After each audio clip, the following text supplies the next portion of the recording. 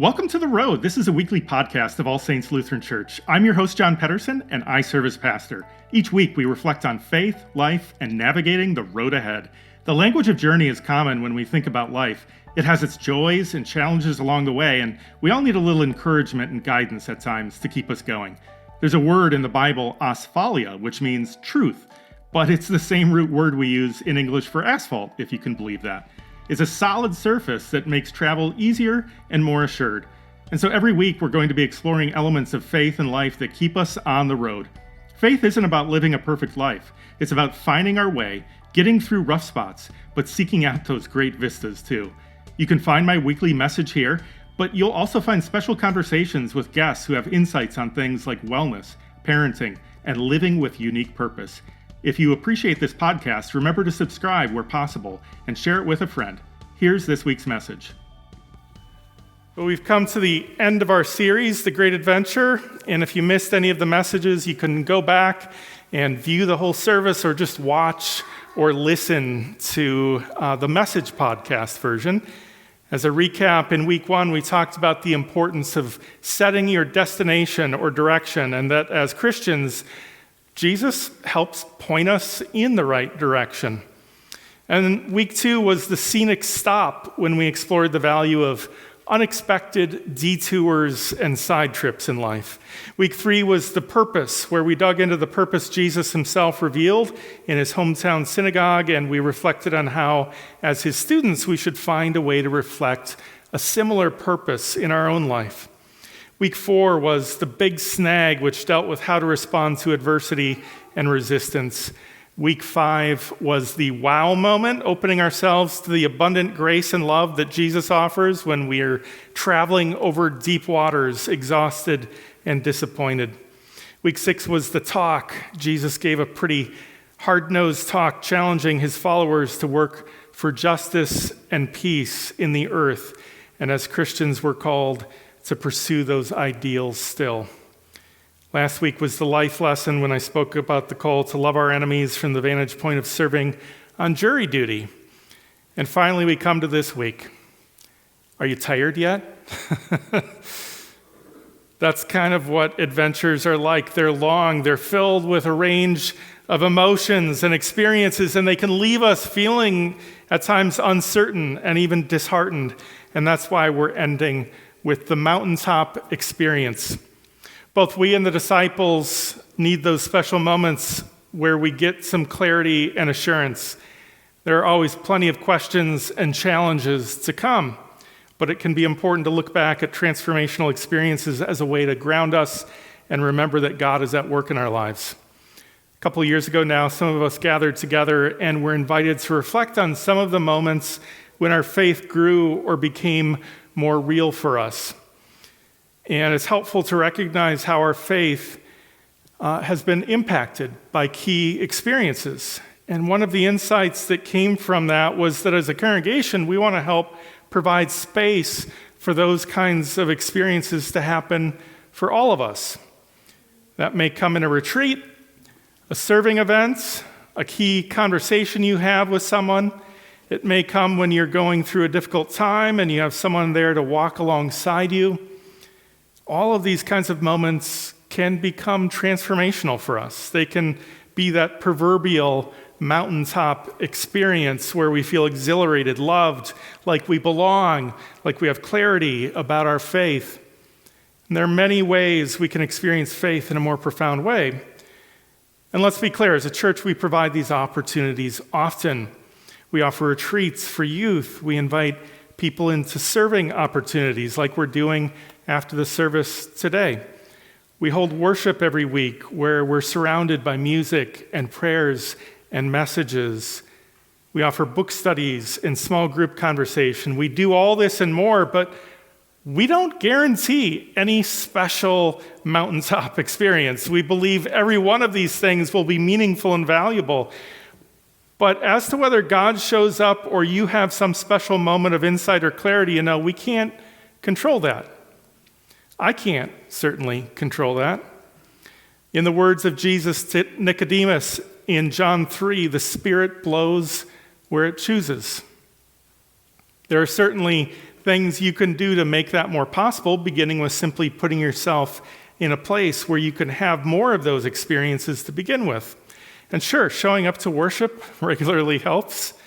Taking time to pray and reflect beforehand or after, participating in new experiences, challenging yourself. I've had a number of inspiring moments in the course of my life that gave me a special sense of God's presence in my own life.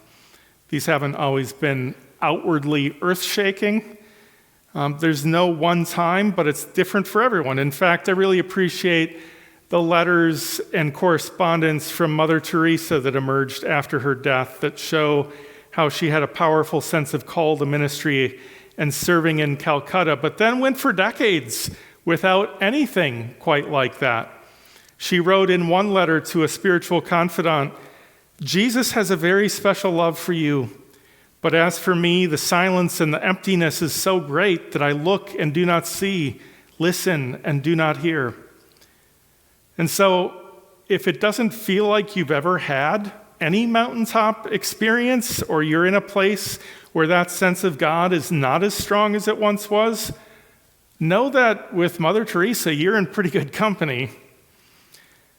And it's worth noting that in the story for today, only 3 of the 12 disciples witness this. The rest don't have this amazing experience, but they find other inspiration along their journey. But I want to talk about that experience that Peter, James, and John had on the mountain with Jesus that we heard about. You know, it doesn't get more iconic than that. While he was praying, the appearance of his face changed and his clothes became dazzling white. Suddenly, they saw 2 men, Moses and Elijah, talking to him. They appeared in glory. You know, there's probably no great way to capture the meaning of this for those 3 disciples, but maybe it would be like standing along the Potomac at the Lincoln Memorial and suddenly seeing the ghosts of Washington and Lincoln in front of you engaging in conversation. Or maybe Lincoln and Martin Luther King Jr. You know, you might question if you were actually lucid or not. Moses and Elijah were 2 of the great figures of Israel's history, the one who brought them out of slavery in Egypt to the Promised Land, who himself had a transformational experience on another mountaintop, Mount Sinai, and came down with tablets and commandments, as we heard in the first reading today. And Elijah also had a profound experience of God on Mount Horeb, where he stood outside a cave and heard a sound of sheer silence. They represent the embodiment of Israel's hopes and dreams and history. And this moment is the fulfillment of those hopes. Elijah was expected to return one day, and here he is. And I'm just going to put it out there, whatever kind of big experiences you've had or will have in your life, none of us is going to have anything quite like this. It's not something that we can ever expect to happen to us. We may have our own inspiring moments, but not on this level. And as I said before, that's okay. But there is some similarity to the kinds of experiences we have, perhaps. As with anything like this, the moment never lasts and isn't meant to. Luke says that Moses and Elijah appeared in glory and were speaking of his departure, which he was about to accomplish at Jerusalem. They're talking about how Jesus will be leaving the disciples soon, and the details don't seem very clear, but there's a sense that something will be coming to an end. That never stops us from trying to make time stand still, though, to capture that magic moment. It's no different with the disciples, and as Peter notices that Moses and Elijah are starting to leave, he says to Jesus, "Master, it's good for us to be here. Let's make 3 dwellings, one for you, one for Moses, and one for Elijah." But as he says that, a cloud comes and overshadows them, just as it happened for Moses, and a voice comes from the cloud and says, "This is my son, my chosen. Listen to him."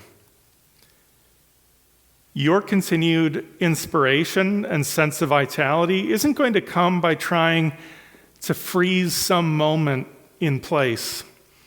You can remember it, and look back to it and draw inspiration from it, but you'll find inspiration in continuing to listen to the words of Jesus.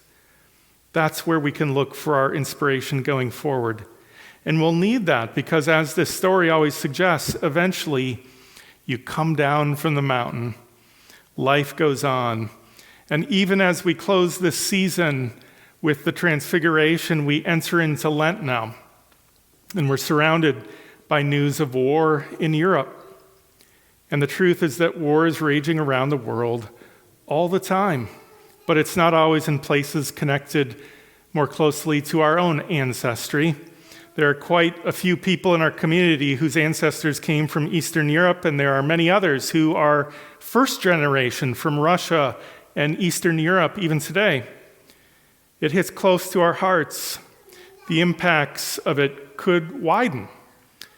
This comes as there are bigger questions about the prospects for democracy in the world right now.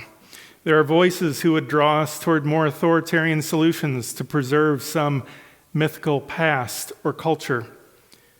We live in uncertain times. We are forever embarked on an adventure of which we cannot see the ending. Helen Keller said that life is either a daring adventure or nothing. And sometimes those daring moments come not by choice, and we simply ask that we would be faithful as we pass through them. And so we hear the voice from the cloud that reminds us to listen to Jesus. In his words are life. They do not promise that our experiences of glory, past or present, will continue on. But in that voice, we are reassured by the one who brings peace to our hearts, grace upon our path, and hope for our future and for the future of all. Blessings on your way. Amen.